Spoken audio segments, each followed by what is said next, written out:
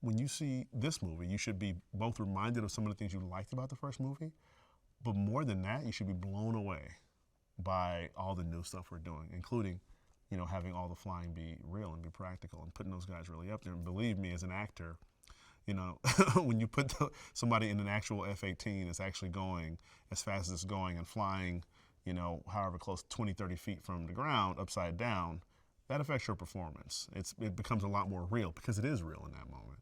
And that's something you've never seen on movies before.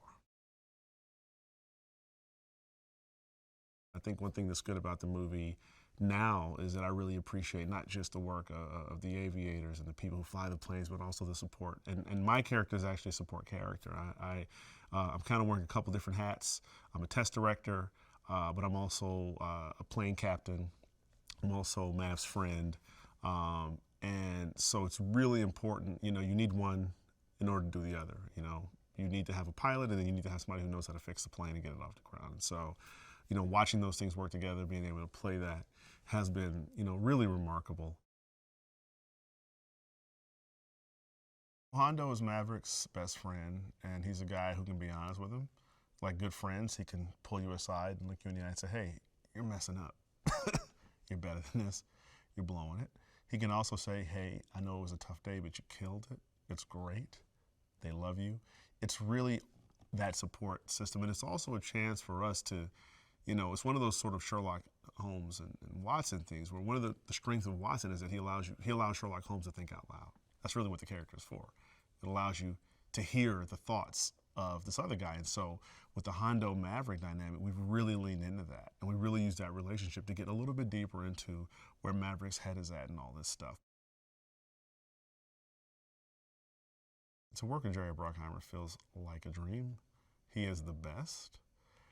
There's definitely a little bit of that imposter syndrome when you look around and go like, Tom Cruise, Jerry Bruckheimer, why am I here again? Like, you kind of, for most people, this is not normal. This is not our day-to-day.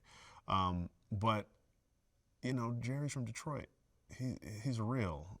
There's no Hollywoodness. It's all, good ideas. It's practical thinking. It's like, let's make sure we're doing this the right way. Let's make sure we get what we want to get.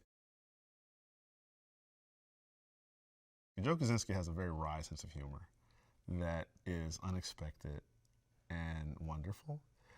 He's also somebody who is incredible in that he can direct a scene beautifully, though he is on a swaying aircraft carrier that is turning in the middle of the nowhere ocean.